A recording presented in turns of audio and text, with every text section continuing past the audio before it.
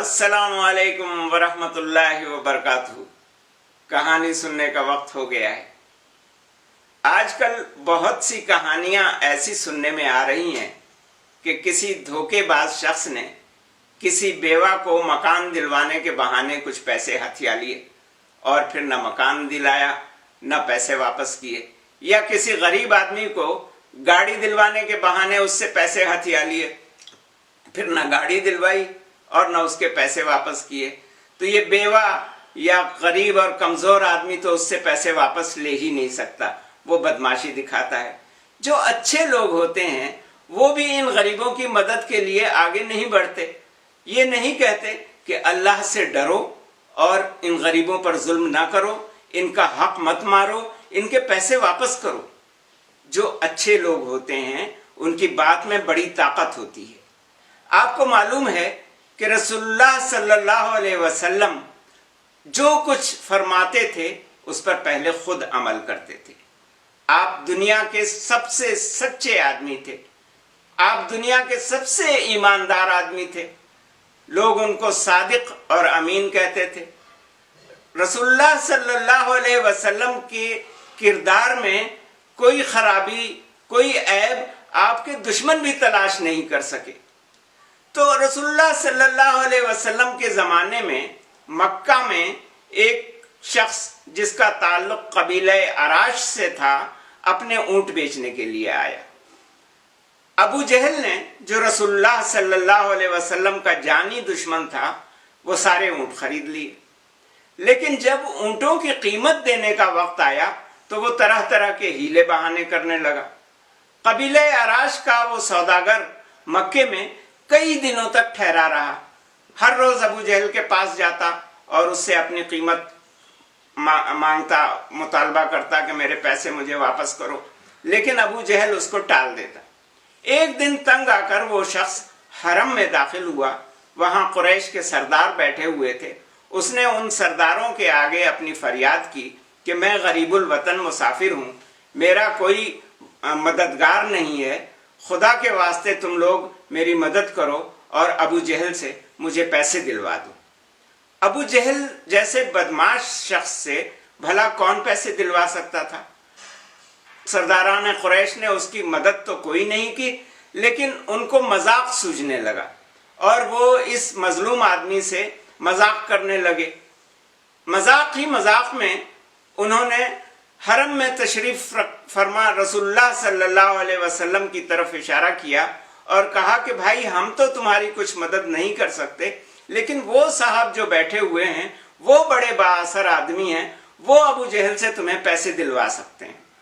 उनको मालूम था कि रसूलुल्लाह सल्लल्लाहु अलैहि वसल्लम का जानी दुश्मन है अबू जहल, और उनका ख्याल ये था कि रसूलुल्लाह सल्लल्लाहु अलैहि वसल्लम भी अबू जहल की बदमाशी की वजह से इस शख्स से माजरत कर लेंगे और इसको पैसे नहीं दिलवा सकेंगे। वो बेचारा सीधा साधा आदमी जब रसूलुल्लाह सल्लल्लाहु अलैहि वसल्लम के पास पहुंचा और रसूलुल्लाह सल्लल्लाहु अलैहि वसल्लम से उसने कहा कि अबू जहल ने मेरे सारे ऊँट खरीदे हैं, लेकिन उन ऊँटों के पैसे मुझे नहीं दे रहा है, आप मेहरबानी फरमाइए और मुझे अबू जहल से ऊँटों के पैसे दिलवा दीजिए। तो रसूलुल्लाह सल्लल्लाहु अलैहि वसल्लम ने जब उसकी बात सुनी तो कहा कि आओ चलो, और वो लेकर के सीधे अबू जहल के दरवाजे पर पहुंचे और उसको आवाज दी। अबू जहल ने अंदर से पूछा कौन? रसूलुल्लाह सल्लल्लाहु अलैहि वसल्लम ने बड़े रौब से फरमाया मोहम्मद सल्लल्लाहु अलैहि वसल्लम। अबू जहल रसूलुल्लाह सल्लल्लाहु अलैहि वसल्लम की आवाज सुनकर हैरान रह गया। जब वो बाहर निकला तो रसूलुल्लाह सल्लल्लाहु अलैहि वसल्लम के साथ ऊँटों के उस सौदागर को देखकर अबू जहल के चेहरे का रंग उड़ गया। रसूलुल्लाह सल्लल्लाहु अलैहि वसल्लम ने उससे बड़े रौब से फरमाया कि तुमने इस सौदागर से ऊँट खरीदे हैं, इसकी कीमत फौरन लाकर इसे वापस करो। अबू जहल के जिस्म में तो जैसे जान ही नहीं थी।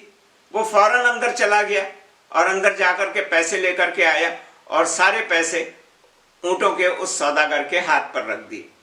इधर हुआ ये था कि जब रसूलुल्लाह सल्लल्लाहु अलैहि वसल्लम ऊँटों के उस सौदागर को लेकर ابو جہل کے گھر کی طرف روانہ ہوئے تو سرداران قریش نے اپنا ایک جاسوس پیچھے پیچھے بھیج دیا اور کہا کہ ذرا جا کر دیکھ کر آؤ کہ کیا تماشا ہوتا ہے اور ان دونوں میں جو جھگڑا ہوگا اس کی پوری تفصیل ہمیں بتانا۔ تو ابو جہل کے دروازے پر یہ جو کچھ ماجرا پیش آیا، سرداران قریش کا جاسوس اس کو دیکھ رہا تھا۔ وہ واپس گیا اور اس نے سرداروں سے کہا کہ آج تو میں نے ایک عجیب و غریب بات دیکھی۔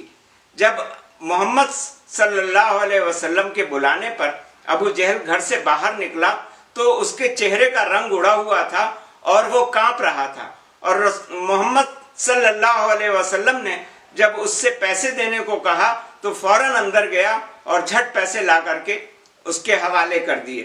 میں تو یہ منظر دیکھ کر حیران رہ گیا۔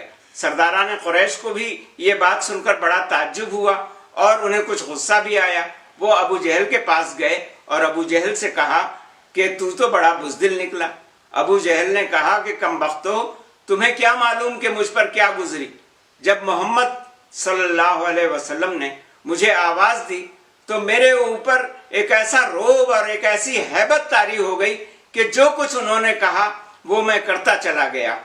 تو پیارے ساتھیوں، اگر ہم بھی رسول اللہ صلی اللہ علیہ وسلم کے احکام پر عمل کریں اور رسول اللہ صلی اللہ علیہ وسلم کی سیرت کو اختیار کریں تو اللہ تعالی ہماری بات میں بھی، ہماری زبان میں بھی اتنی طاقت دے دے گا کہ ہم اپنے معاشرے سے برائیوں کا خاتمہ کر سکیں، ہم نیکی پر لوگوں کو راغب کر سکیں اور برے کاموں سے روک سکیں۔ تو آج کی کہانی ختم ہوئی۔ اللہ حافظ۔